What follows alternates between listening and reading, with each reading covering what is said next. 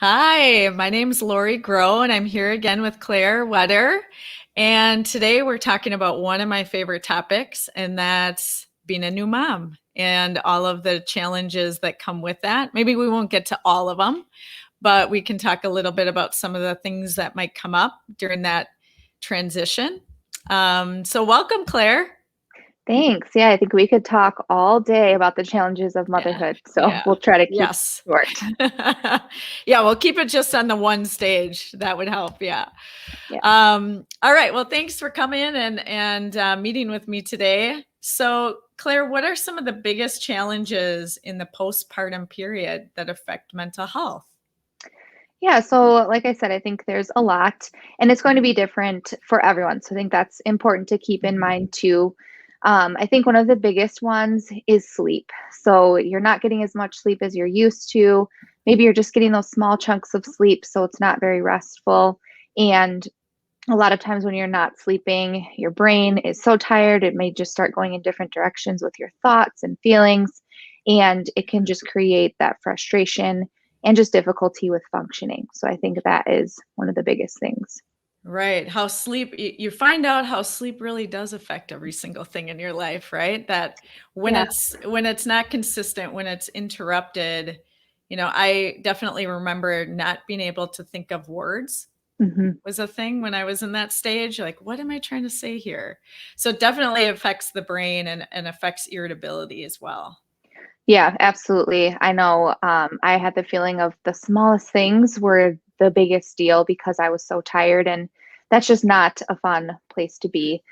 Right, right. And then I think too, right, there's some clumsiness that happens with sleep deprivation, and that enhances that feeling of irritability. If you bump your knee or you drop your water or something like that, that Hmm. it's Right. definitely can be even more frustrating.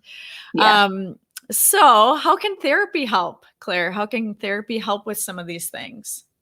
Yeah, so I like to always acknowledge that having a baby, bringing a baby home, is a huge adjustment in your life. It brings so much change. It also brings so much joy. And along with that, there are new responsibilities, your relationship changes, your routine, just everything is kind of thrown out of whack. Yeah. And I think therapy can be so helpful in just having a space to talk about all of those things. I think a really hard part of the postpartum period and just motherhood in general is a lot of times people are struggling and they don't feel like they have an outlet to talk about it, or they feel like if they talk about their struggles or the things that they're frustrated with, that people are going to judge them and Right. makes you feel really alone, right?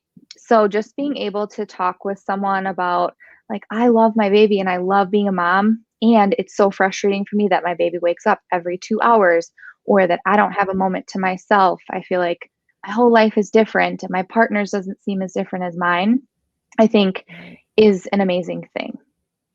Yeah, yeah, to be connected, to be talking to other, moms and to talk to a therapist and a new mom yourself, you have that extra added insight into that experience of what that's actually like in real life. That's I think a definite advantage of working with somebody that's in that space of, okay, I know what this is like. This is also what I'm experiencing. But, it's going to be different for everyone and that's okay too. But some of the things I think when a new mom is experiencing it, they do feel all alone. If Mhm, this is just something I'm experiencing. Difficulty with feeding can be a big mhm. one as well. And some moms, the breastfeeding becomes second nature and is super easy. And some babies, it's easy and natural, and other ones are not into it, Yeah, and that can be absolutely. so frustrating, in that Yeah. space. So, Mhm. so some role changes as well, right, Claire? Like that is another big piece. Yeah, absolutely. Maybe you were the one that was really taking care of the house and doing the cleaning and cooking or, whatever your role was. And now maybe your partner has to take more of that on. And sometimes it Mhm. can be really hard to let some of that go. Or you might even have some guilt around, like, well, I should be cleaning or I should be making dinner every night. And with all of the other stuff that you have going on that goes into taking care of your baby, you probably don't have time or energy to do that. And it can just be really hard to feel like everything essentially has changed. Yeah. Yeah. I know for me, one thing was that I had the expectations prior of what it was going to look like, and didn't even come close. wasn't Mhm. wasn't a match at all. And Right. so that part is an adjustment of what you wanted or thought it was going to look like and what it actually is, and then learning to Yeah. become okay with that, you know. Yeah, there's so much acceptance that comes with Mhm. being a new mom and just a mom in general, that maybe the plans that you had or the way that you thought things were going to go, maybe it doesn't go that way. And that's okay. And it's also okay to feel frustrated if it doesn't. And I think that can be one of the hardest parts of the adjustment, too, is that there's another human that needs your time. And you Right. can't just say, like, oh, well, I just want to leave the house today, because Right. that takes a really long time now. Yeah, double or triple the time for Right. sure. So Claire, what about the idea in involving your partner in therapy? Can you share a little bit about that? Yeah. So I think there's lots of different ways that you could involve your partner in therapy, especially if you're getting ready to bring a baby home. So I think it could be really helpful to have your partner come to therapy with you to prepare. So, what are both of our expectations for when the baby comes home?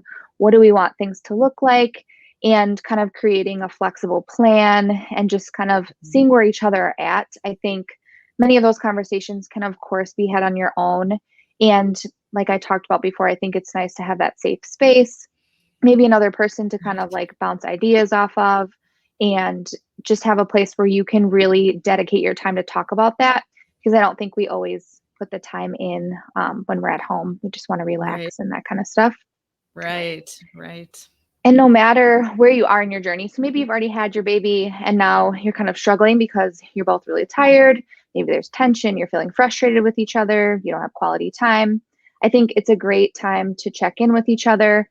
Again, to have that dedicated quality time to talk about things that are bothering you in a safe place, learn some new communication skills, and just be able to kind of reconnect with your relationship if you feel like things are off track.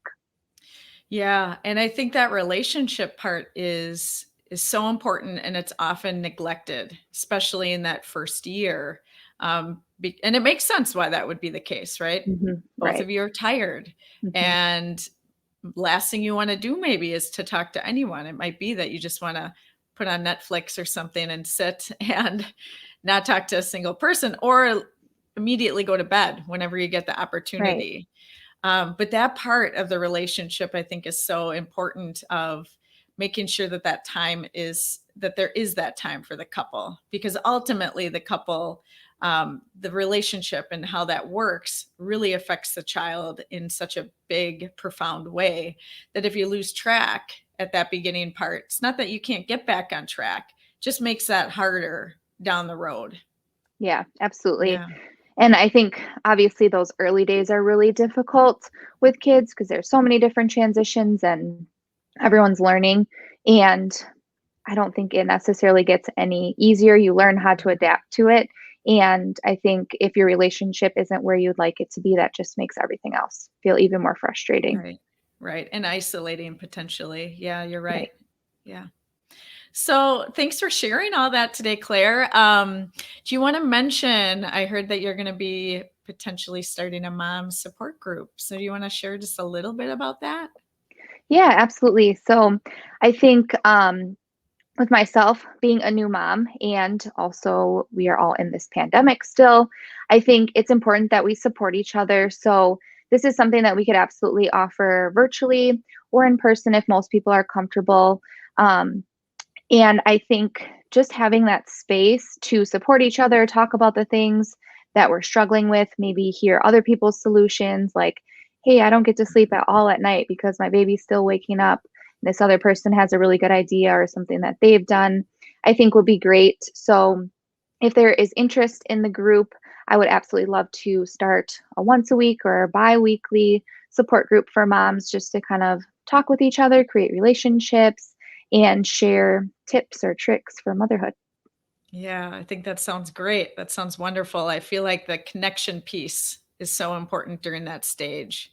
Yeah, And then absolutely. going through, you're right, like those different ideas and what worked for one person. Now, it might not work for the other person, but at least that there's somebody in that same experience sharing what they're trying, and then Mhm. getting that added support of, we're here for you, and we're here to listen and brainstorm some ideas. So I think that could be Mhm. really, really useful, especially for new moms. Yeah, definitely. So I'm hopeful that there will be interest in it so that we can get something started. Yeah, yeah, that sounds awesome. Well, thanks, Claire, for taking the time today. I really appreciate it. It's been wonderful, as Yeah, thanks for always. having me. Yeah. And so if anyone's interested in talking with Claire individually or with their partner or want more information on the New Moms Support Group, contact Claire. The information will be on our website. And also you can see the links on Facebook as well. All right. Yep. Thanks again. Thank you. All right. Have a good day. You too. Bye.